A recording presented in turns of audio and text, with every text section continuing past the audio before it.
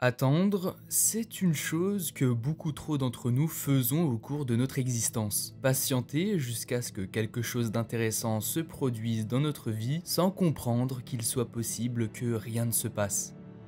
Dans Outer Wilds, on incarne un Atrien, un alien explorateur spatial avec 4 yeux qui a mystérieusement obtenu la capacité de revenir dans le temps. Et à un moment précis et pas n'importe lequel, 22 minutes. Tu lances une partie, tu joues, et au bout de 22 minutes, le soleil explose, détruit toute la galaxie et tue tout le monde au passage, dont toi. Sauf qu'après, tu te réveilles 22 minutes avant la catastrophe, et le scénario se répète encore et encore jusqu'à la fin du jeu. Et qu'est-ce que ça veut dire? Ça veut dire qu'on a quelque chose à apprendre. Dans un jeu vidéo, la mort t'apprend toujours quelque chose. Tu meurs en touchant un Goomba dans Mario, tu comprends que tu ne dois plus en toucher. Tu meurs en restant trop longtemps sous l'eau dans Subnautica, tu comprends qu'il faudra être plus rapide et malin dans ton exploration. Tu meurs en affrontant Malenia dans Elden Ring, tu comprends que tu vas passer les 50 prochaines heures à pleurer du sang devant ton écran. Dans Outer Wilds, la mort te fait comprendre qu'il faut se concentrer sur le présent et qu'il faut donner du sens à chaque action. Car le temps est une ressource précieuse et non renouvelable. Et maintenant que t'es enfermé dans une putain de boucle temporelle, tu vas pas perdre une seule seconde de ton temps à ne rien faire. Tu vas voyager, explorer, avoir peur ou rager, mais tu en tireras toujours quelque chose parce que tu auras appris.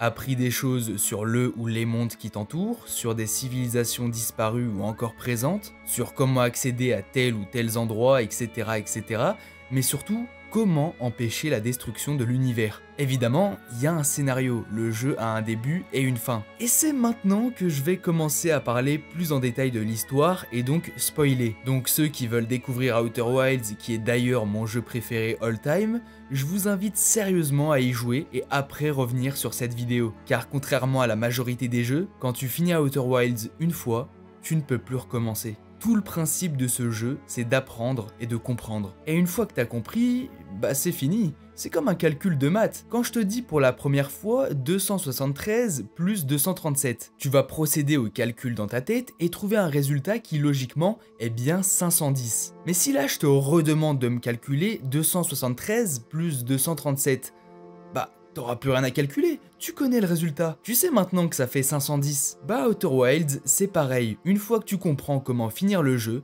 tu auras fini le jeu. En général, les joueurs mettent une quinzaine voire vingtaine d'heures avant de finir Outer Wilds, alors qu'en vérité, le jeu peut se terminer en moins de 20 minutes. Mais pour ça, il faut d'abord comprendre, et cela en s'aventurant de planète en planète et en résolvant des énigmes tellement incroyables qu'une fois résolues, tu te demandes comment t'as fait pour ne pas les avoir comprises avant. Et en enchaînant les boucles, tu finiras par construire une sorte de puzzle qui va de plus en plus t'indiquer où il faut aller, et ce qu'il faut faire pour trouver d'autres pièces. Et une fois tous les morceaux réunis, l'histoire prend plus de sens et peut être racontée. Et c'est d'ailleurs ce que je vais faire de manière très brève parce que The Great Review l'a déjà fait dans une excellente vidéo de 2 heures qui illustre parfaitement tout ce que je vous ai dit avant.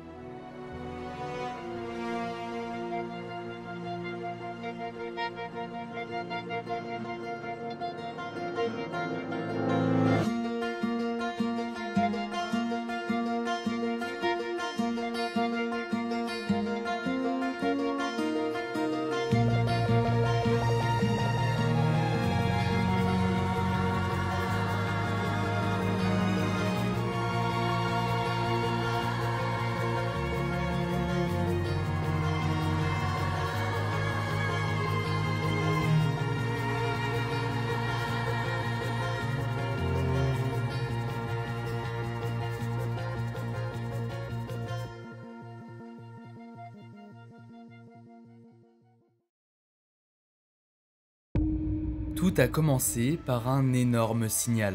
Un signal tellement puissant qu'il a été détecté par une race extraterrestre très éloignée nommée les étrangers. Et les étrangers, ils ont compris que ce signal était très important quand ils ont su que sa source était plus vieille que l'univers, ce qui est impossible. Mais si c'est impossible, ça veut dire que ce truc peut sûrement expliquer des choses inexplicables, qui potentiellement peut répondre aux grandes questions de l'existence. Ils ont alors massacré leur planète pour construire cet énorme vaisseau spatial en forme d'anneau, pouvant se camoufler et qui n'est repérable uniquement que si on se positionne comme il faut dans l'espace pour faire une sorte de contre-jour avec le soleil, donnant même l'impression d'observer une éclipse, et avec, ils se sont rapprochés de la source qui sera plus tard appelée l'œil de l'univers. Et en s'y intéressant de plus près, ils ont fait une découverte choquante. L'œil qui les a appelés leur a fait comprendre que l'univers doit mourir. Peu importe la raison, l'œil veut que l'univers meure. Sauf qu'évidemment, les étrangers n'étaient pas d'accord et ils ont donc commencé à voir l'œil comme un danger existentiel qu'il fallait éradiquer ou cacher. Et c'est ce qu'ils ont fait. Ils ont bloqué le signal émis par l'œil, empêchant quiconque de le trouver un jour. Cependant, les étrangers, eux, venaient de détruire leur planète pour trouver un phénomène qui a pour but de les tuer. Donc ils sont dévastés,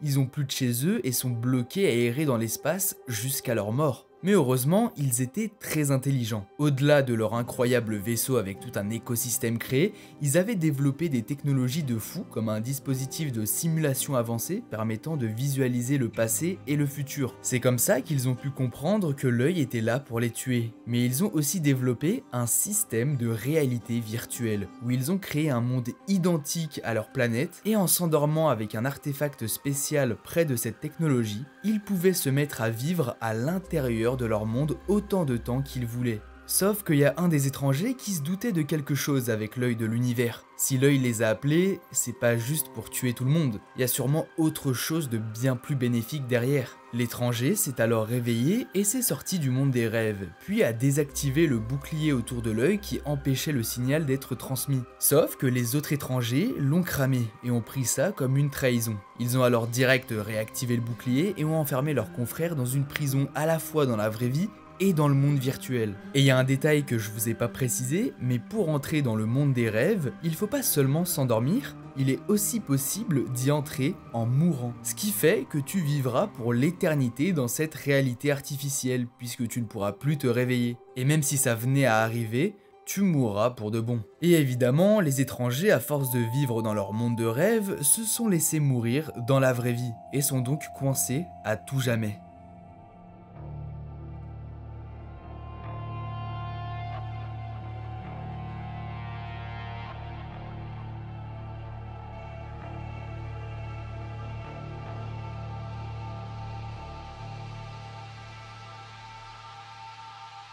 Et là, on pourrait se dire que l'histoire est terminée. C'est fini, il n'y a plus rien à raconter. Eh bien non, puisqu'après que l'étranger maintenant prisonnier a réactivé le signal de l'œil pendant un instant, une autre race extraterrestre l'a détecté, les Nomai. Les Nomai, c'est pour la plupart des chercheurs, scientifiques et explorateurs. Ils avaient une soif insatiable de connaissances, notamment en ce qui concerne les mystères de l'univers. Et donc le jour où ils ont capté un signal d'un astre plus vieux que l'univers lui-même, ils n'ont pas cherché à en savoir plus et se sont dépêchés de trouver sa source. Pour ce faire, ils avaient d'énormes vaisseaux spatiaux possédant la capacité de se téléporter n'importe où, à l'aide de trous noirs et de trous blancs. Mais il y a eu un problème lors de leur téléportation jusqu'à l'œil de l'univers, puisque comme dit précédemment, les étrangers avaient rebloqué le signal, donc les Nomai l'ont perdu en cours de route, ce qui a fait que leur vaisseau s'est téléporté dans le pire endroit possible, Sombronce. Autrefois, c'était une planète normale, mais elle a été envahie par une plante extraterrestre appelée ronce sombre. Et cette plante a littéralement fracturé la planète, la remplissant de spores et de brume, transformant son intérieur en un réseau chaotique d'espaces connectés. La planète défie la logique spatiale parce que, en entrant dans ces brumes via un point d'accès, on peut se retrouver transporté dans des poches d'espace plus grandes que l'extérieur visible de la planète. Mais le pire, c'est pas ça. C'est certainement les créatures qui y vivent.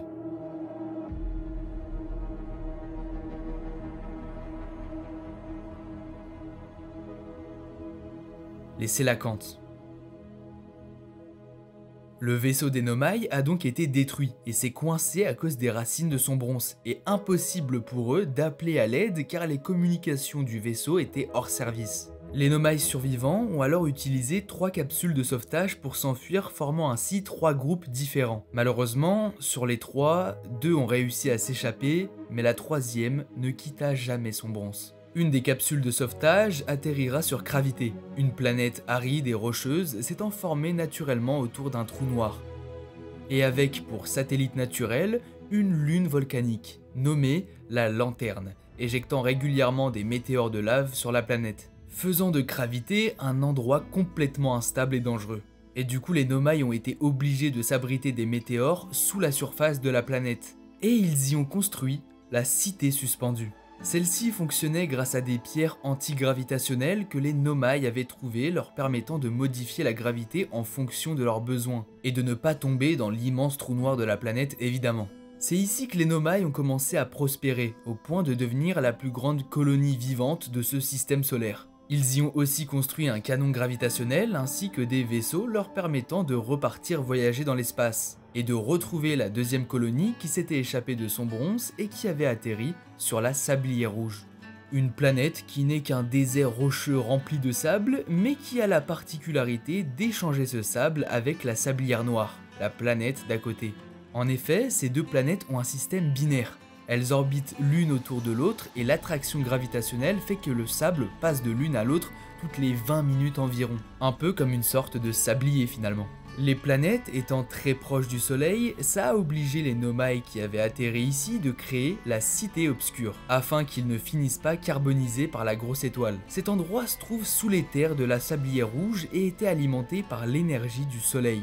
Mais les souterrains de la Sablière Rouge abritaient quelques secrets avant même l'arrivée des Nomai. Sur cette planète était caché un squelette de Sélacance, plutôt étrange sachant qu'on sait qu'ils sont originaires de son bronze, ainsi qu'une étrange pierre qui bouge quand on ne la regarde pas. Rappelant aux Nomai un phénomène similaire qu'ils pouvaient voir depuis leur planète, une lune qui changeait de position quand on ne la regardait pas, et parfois venait même à totalement disparaître du système solaire. Ils nommèrent cet astre la lune quantique, et étudièrent son fonctionnement afin de pouvoir se poser dessus car celle-ci disparaissait lors du court instant où ils ne pouvaient plus la voir lors de leur atterrissage. Mais ils ont fini par trouver une solution, prendre des photos d'elle en direct pendant qu'ils s'y rendaient. Car du moment qu'un être conscient peut la voir même sous forme d'image, celle-ci ne bouge plus et une fois posée sur la lune, les Nomai ont pu observer plusieurs choses. Que tout ce qui est ici est quantique, tout change d'emplacement quand on ne le regarde pas, mais également que la Lune change de forme en fonction de la planète la plus proche. Par exemple, lorsque la Lune est à côté de son bronze, un épais brouillard apparaît, à côté des sablières, du sable, et à côté de gravité, de la roche et de la glace. En tout, la Lune peut changer 6 fois de forme. Et ce n'est pas possible, car les Nomai n'ont observé que 5 astres dans ce système solaire. Et c'est là qu'ils ont compris que ce 6e emplacement est l'endroit où se trouve la Lune lorsqu'elle disparaît totalement. Et la forme que la Lune prend est vraiment spéciale. En vérité, ce 6e astre que la Lune imite est le plus ancien de l'univers. C'est le même astre qui les a emmenés jusqu'ici, qu'ils avaient d'ailleurs renommé l'œil de l'univers.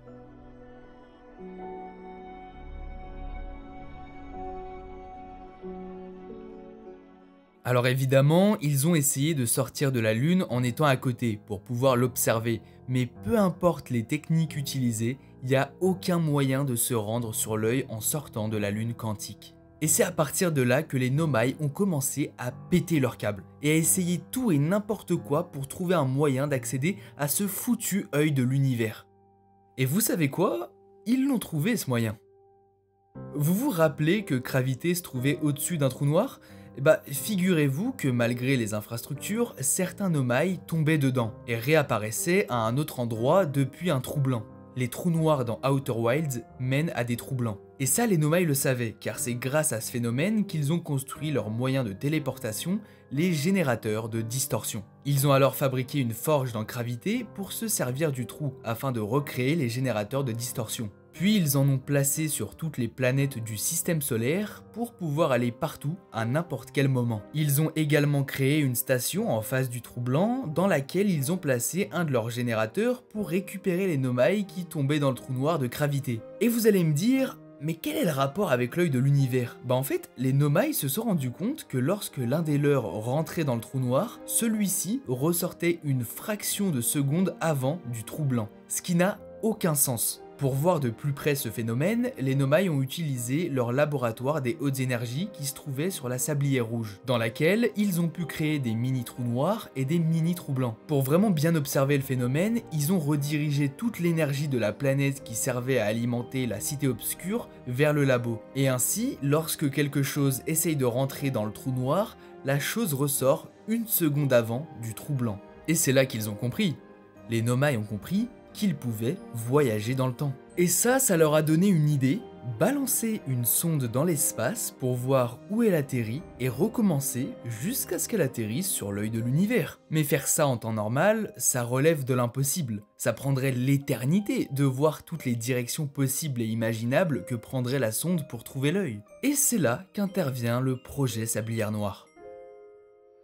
Un projet qui consiste tout simplement d'envoyer une sonde dans l'espace, de voir où elle atterrit, puis de remonter dans le temps et de refaire ce processus à l'infini pour que la sonde puisse prendre toutes les trajectoires possibles et imaginables, pour qu'enfin elle finisse par trouver l'œil de l'univers. En fait, l'idée des Nomai derrière tout ça, c'est de pouvoir non seulement trouver l'œil, mais surtout de le trouver rapidement. Parce que certes, en remontant dans le temps, ça les empêche de vieillir et de mourir, mais par contre, ils devront revivre la même boucle temporelle pendant des millions voire des milliards d'années. Et pour éviter ça, ils vont alors aller sur Léviathe, une planète avec une météo plutôt agitée. Léviathe est majoritairement constitué d'eau mais avec des petites îles, ce qui permettra aux Nomai d'établir la suite du projet Sablière Noire. Ils vont d'abord créer un lance-sonde qu'ils vont placer en orbite autour de la planète, comme ça, pour ce qui sera de propulser la sonde dans des directions différentes à chaque boucle, il n'y aura pas de problème, mais ils vont également construire des masques permettant d'enregistrer les données de la sonde à chaque boucle, ainsi que la mémoire de certains Nomai au moment voulu. Comme ça, ils seront même plus conscients des boucles temporelles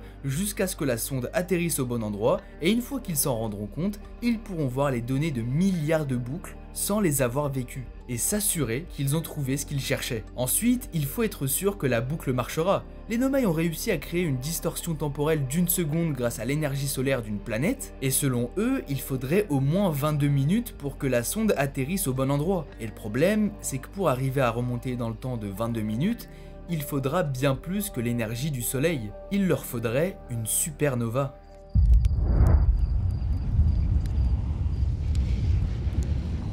Une supernova, c'est le phénomène qui se produit quand une étoile en fin de vie implose. Autrement dit, les Nomai veulent faire péter le soleil, et en implosant, celui-ci libérera une énergie suffisante pour permettre de revenir dans le passé de 22 minutes. Alors certes, l'implosion du soleil tuera tout le monde sur le coup, mais personne le saura et s'en rendra compte, puisqu'on va remonter le temps à chaque fois.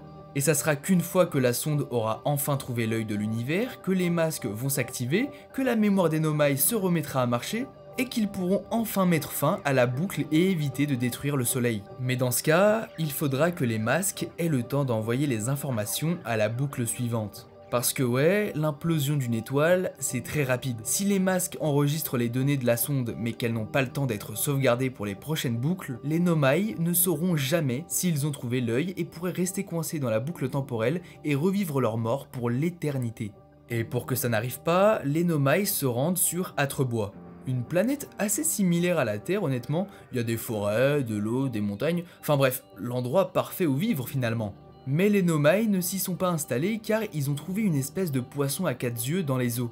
Et les Nomai étant pacifiques, ils veulent pas détruire l'écosystème, ils viennent simplement récupérer ce dont ils ont besoin. Et ce dont ils ont besoin, c'est ces roches. En plus de ressembler à un ciel étoilé, elles ont la particularité d'être extrêmement résistantes à la chaleur, ce qui serait parfait pour protéger les masques de la supernova pendant un court instant. Ce qui fait que le projet Sablière Noire est théoriquement terminé. Pour vite faire un résumé pour ceux qui n'ont pas compris, les Nomai balancent une sonde dans une direction, si la direction n'est pas la bonne, ils feront exploser le soleil, ce qui va donner une énergie assez puissante à leur technologie pour remonter dans le temps de 22 minutes, puis recommencer ce processus à l'infini jusqu'à ce que la sonde tire au bon endroit. Et quand elle tirera au bon endroit, ça activera des masques qui permettront aux Nomai de sauvegarder leur mémoire et de comprendre que la sonde a trouvé l'œil de l'univers.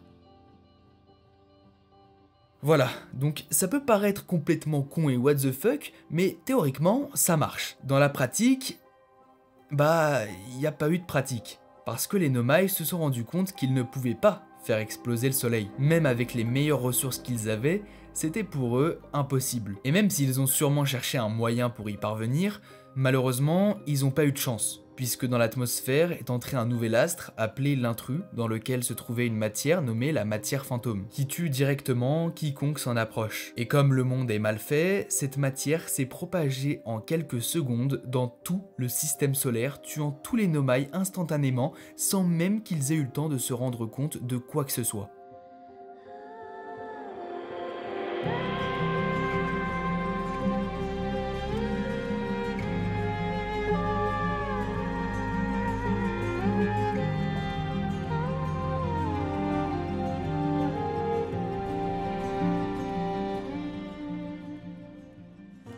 Et là, pareil, on pourrait se dire que l'histoire se finit là, qu'il n'y a plus rien à raconter.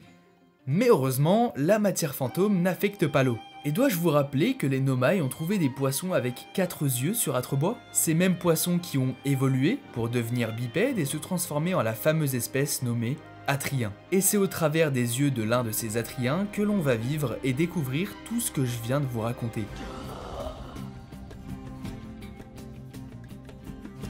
Et quand je vous dis tout, c'est tout.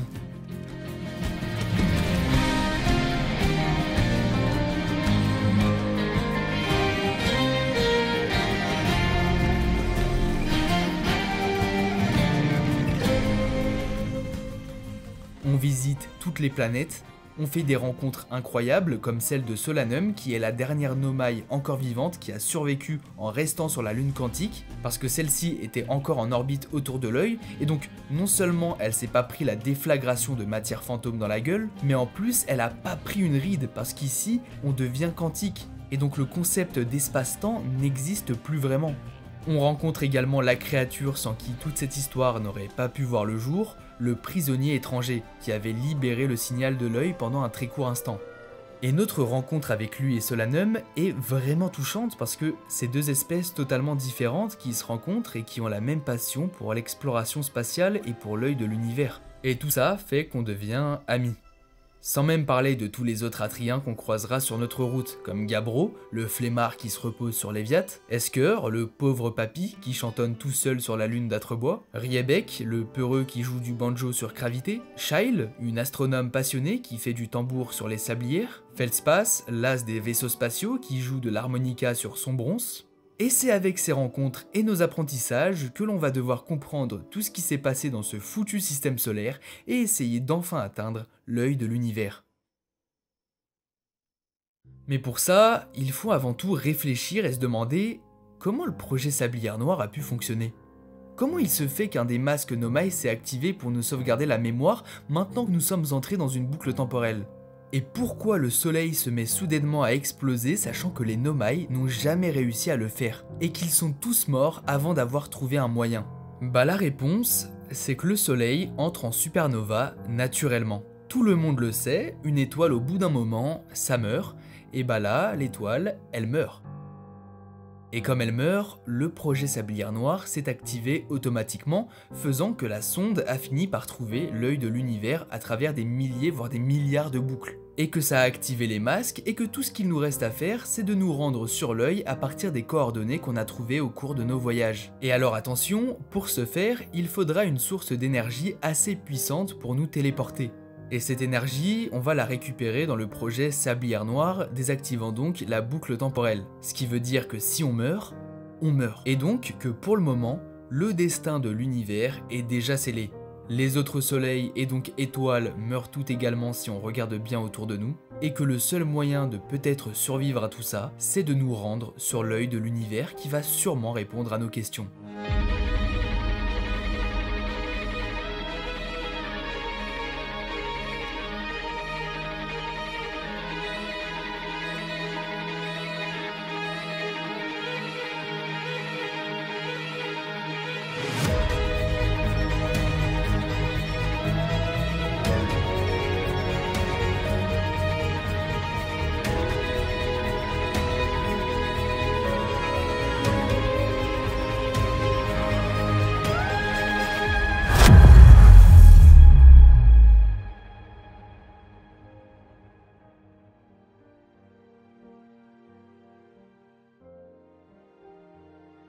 Et évidemment, la réponse de l'œil, on la connaît déjà. L'univers doit mourir. Tout comme un être vivant, l'univers est arrivé au terme de son existence. Et pour que l'histoire puisse continuer malgré tout, il faut en créer un nouveau à partir de ce qui a été détruit. Une fois entrés dans l'œil de l'univers, nous pouvons donc voir ce qui a sûrement été la vision des étrangers. L'univers mourir étoile par étoile, mais de manière étrangement réconfortante. L'Atrien se voit dans sa forêt auprès de ses amis, Gabbro, Esker, Riebeck, Feldspath, Shail, et même Solanum est le prisonnier étranger. Tous sont présents autour d'un feu de camp, jouant de la musique, Et personnellement, je pense pas que tout ça soit réel, l'œil crée seulement ce qu'on a envie de voir, peu importe à quoi on pensait, le sort de l'univers est bel et bien scellé, mais l'œil offre à l'Atrien une fin apaisante et joyeuse auprès de ses amis. Est-ce que je viens de personnifier l'œil? À croire que celui-ci serait une entité vivante qui nous regarderait? On dirait bien que les Nomai n'ont pas choisi son nom au hasard. Et faut aussi croire que plutôt que de s'apitoyer sur notre sort, il faut profiter de nos derniers instants, se souvenir de ce qui nous a fait aimer cette vie et ne pas avoir peur de ce qui arrivera ensuite.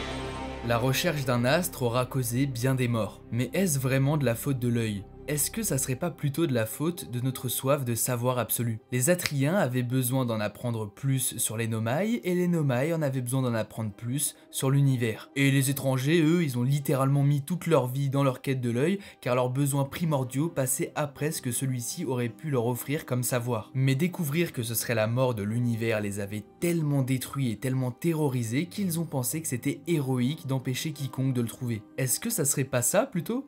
La peur de la mort? Car si on a tant besoin de savoir, c'est parce qu'on a peur des choses qu'on ne connaît pas. On a peur de l'inconnu, et pour tout être vivant, la chose qui nous est le plus inconnue, c'est ce qu'il y a après la mort. C'est pour ça qu'accepter que c'est la fin nous paraît si dur au point que certains s'imaginent qu'il y a quelque chose après. Et cela marche pour toute forme de concept en vérité. Outer Wilds en est le parfait exemple. Quand j'ai fini le jeu, j'ai chialé et remis en question mon existence, tout en me disant que cette expérience, je l'ai vécue qu'une fois et que j'ai pas envie que tout s'achève, car c'est l'unique finalité.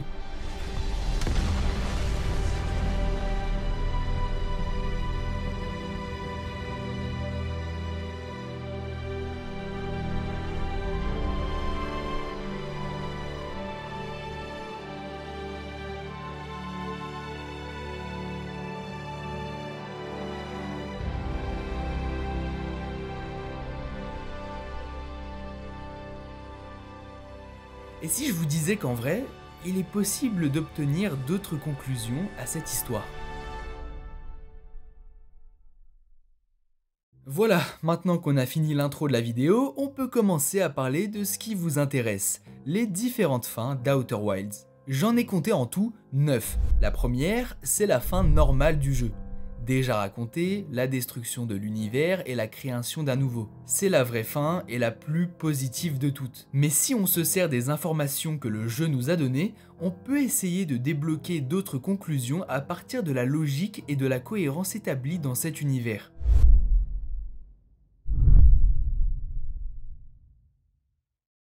Dans cette fin, on va illustrer ce que j'ai dit juste avant. Par exemple, on comprend dans le jeu que si on meurt et qu'ensuite une nouvelle partie se lance, c'est parce que nous sommes dans une boucle temporelle. Mais du coup, si notre personnage meurt avant d'entrer dans la boucle ou après en être sorti, dans la logique, il ne peut pas ressusciter, ce qui fait que quand il meurt, les crédits du jeu se lancent avec un simple « vous avez péri ». Y a rien de vraiment intéressant dans cette fin, c'est celle que la plupart des joueurs ont obtenue malgré eux en mourant comme des cons, et narrativement, elle n'apporte rien du tout. C'est pour ça que selon moi, c'est la plus nulle, et que je m'en suis seulement servi comme un exemple.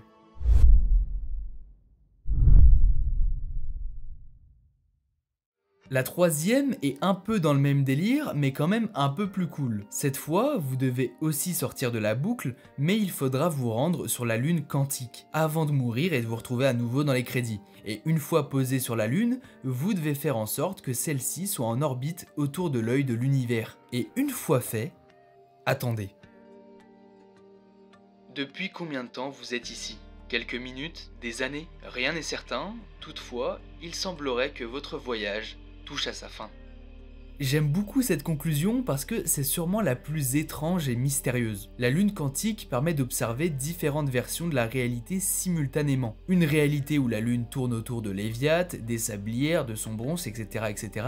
Mais quand elle est en orbite autour de l'œil, la notion d'espace-temps n'existe plus. C'est pour ça que l'on peut rencontrer Solanum, toujours en vie, dans la réalité où la lune quantique se trouve à côté de l'œil. Par contre, si on change et qu'on positionne la lune à côté d'Atrebois par exemple, bah on verra une réalité où Solanum est morte à cause de la matière fantôme. Donc en gros, comme la lune peut prendre 6 formes différentes, Solanum est morte 5 fois sur 6 parce que dans la 6ème, il n'y a pas de temps. Et donc s'il n'y a pas de temps, jamais on saura si le soleil a explosé ou non, et jamais on saura si nous aussi on est mort. La lune quantique est intrinsèquement liée aux règles quantiques. Elle existe dans un état de superposition, apparaissant et disparaissant après observation. On est en quelque sorte fixé à la lune en tant qu'observateur, et en la quittant, on pourrait perdre notre ancrage dans cet état quantique et tout simplement disparaître, comme un objet non observé dans cet environnement. Donc oui, comme le jeu nous le fait comprendre, il semblerait que ça soit la fin du voyage. Même si je trouve ça intéressant d'utiliser le terme « semblerait ». Les développeurs ne choisissent jamais des mots au hasard, donc qui sait, peut-être que tout ce que je vous ai dit avant est faux. Après tout, les règles quantiques sont assez hasardeuses.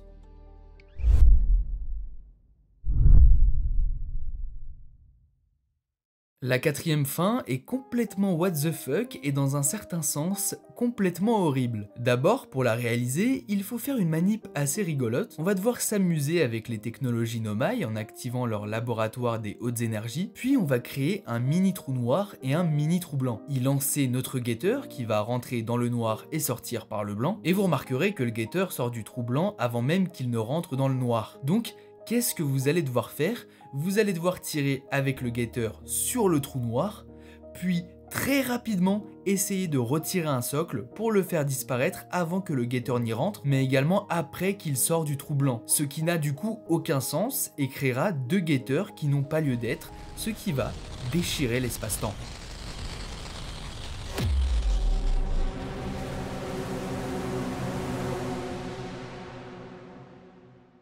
Vous avez provoqué une déchirure dans l'espace-temps. Ah mais je vous avais dit que c'était horrible, surtout que là, boucle temporelle ou pas, vous êtes mort de chez mort.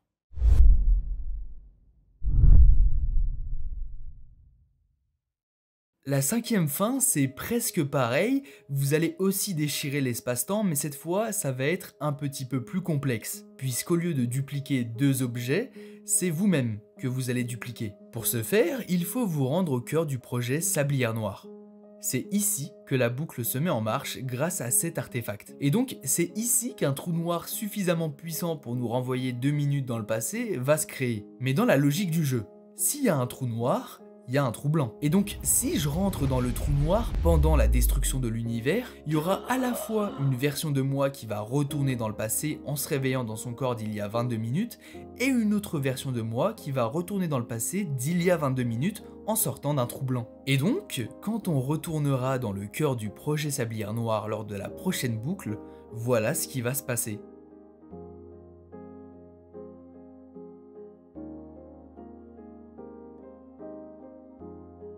Alors c'est vrai que c'est plutôt étrange que la réalité ne se soit toujours pas effondrée, et d'ailleurs, moi et l'autre moi faisons la remarque. Et on comprend qu'en vérité, l'existence de ce phénomène reste cohérent parce que ça signifie pas forcément de paradoxe direct. Par exemple, on n'a pas modifié les actions de l'autre ou interféré avec sa propre existence. En gros, tant qu'on ne fait rien pour perturber cette continuité, l'univers peut tolérer cette duplication temporaire. Mais du coup, qu'est-ce qu'il se passe si l'un de nous meurt ?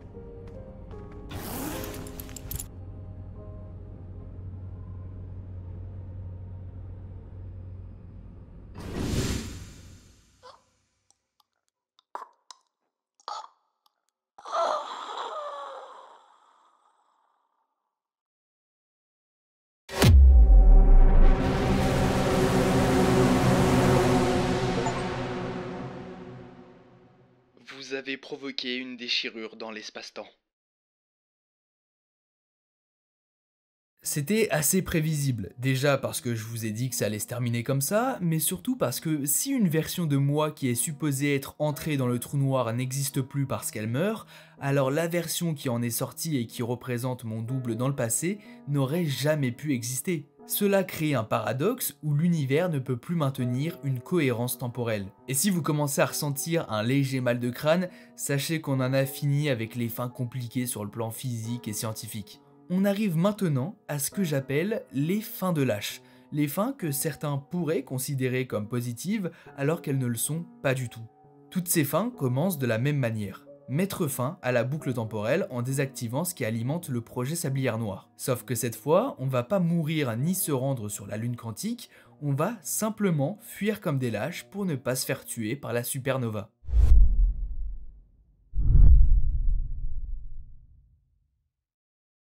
Dans la sixième fin, on se contente juste de se barrer comme un bouffon le plus loin possible pour être hors de portée de l'explosion. On est donc maintenant seul à errer dans le vide de l'espace. Et le jeu, pour bien nous faire comprendre qu'on n'a pas fait le bon choix, va bien prendre son temps avant de nous dire qu'on a foiré. Parce qu'il n'y a plus aucun bruit, si ce n'est celui de la coque de notre vaisseau, ni aucune lumière aux alentours puisque toutes les étoiles de l'univers sont mortes. Désormais hors de portée de la supernova, vous dérivez dans l'espace jusqu'à épuisement total des ressources de votre fusée.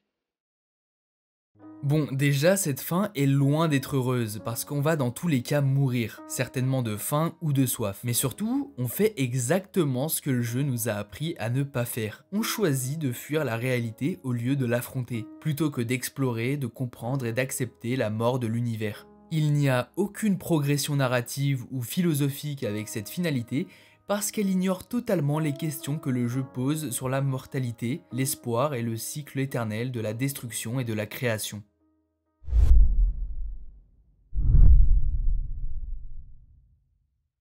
La septième fin, contrairement aux autres, laisse à penser qu'on ait une chance de réellement survivre. Et ça, en se rendant sur le vaisseau étranger après avoir mis fin à la boucle. Comme celui-ci est totalement hors de portée du soleil, on ne finira pas par se faire détruire et brûler vif. Désormais hors de portée de la supernova, vous êtes la seule personne à habiter un monde abandonné. Il doit bien y avoir quelque chose de comestible par ici. Bon, là pour le coup, c'est à peu près la même chose que pour la précédente conclusion. Il n'y a rien de satisfaisant narrativement, à part que ça soit sûrement la seule et unique vraie fin où notre personnage ne meurt pas, faisant de lui le dernier survivant de l'univers.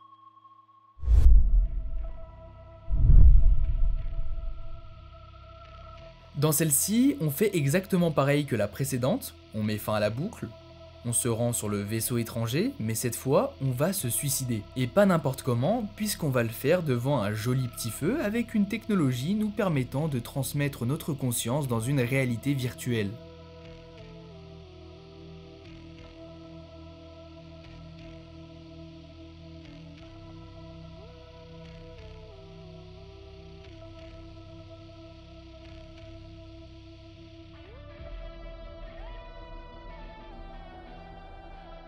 Combien de temps a bien pu s'écouler? Il ne cherche même plus à vous chasser. Le temps passe et passe jusqu'à ce que votre vie ne soit plus qu'un rêve à moitié oublié. Si seulement vous pouviez vous réveiller. Je sais pas vous, malgré le fait que je déteste cette fin dans le fond, dans la forme, je la trouve incroyablement forte et m'a mis un vrai froid dans le dos. On est condamné à errer pour l'éternité avec des créatures qui veulent nous faire du mal. C'est peut-être pour moi la fin la plus mauvaise d'Outer Wilds.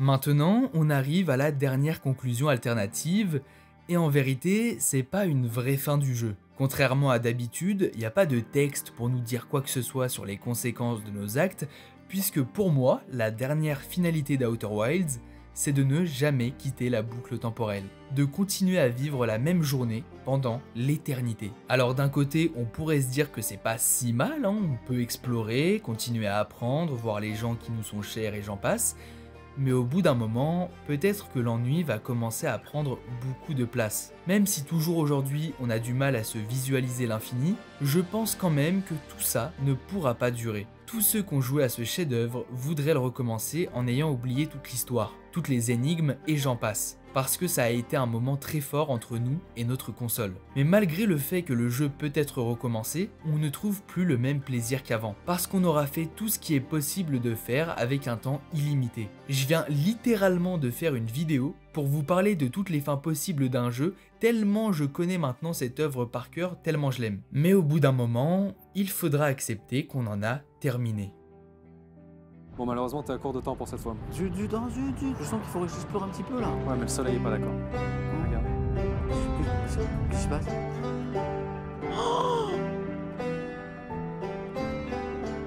J'ai envie de pleurer. Ah.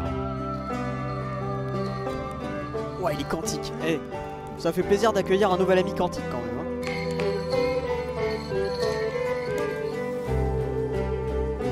Quel chef-d'œuvre. Quel chef-d'œuvre. Ouais, ça me fait des frissons, c'est incroyable. Faut que je retourne dans ma fusée là. Non, tente ta chance.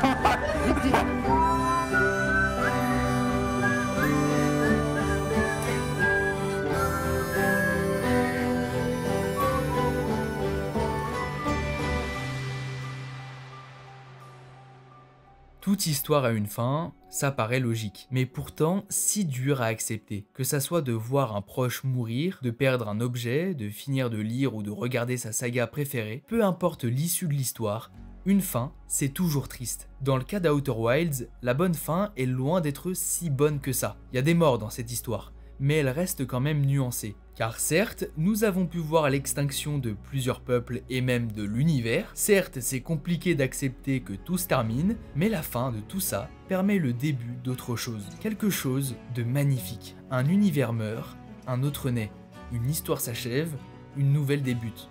C'est le cycle de l'existence de toute chose. Quand un être meurt, un autre prend sa relève. Quand quelque chose disparaît, on essaye de le recréer et si on n'y arrive pas, on essaye au moins de l'imiter. Donc en soi, la fin ne signifie pas la fin, mais un nouveau début. Un peu comme une boucle temporelle finalement.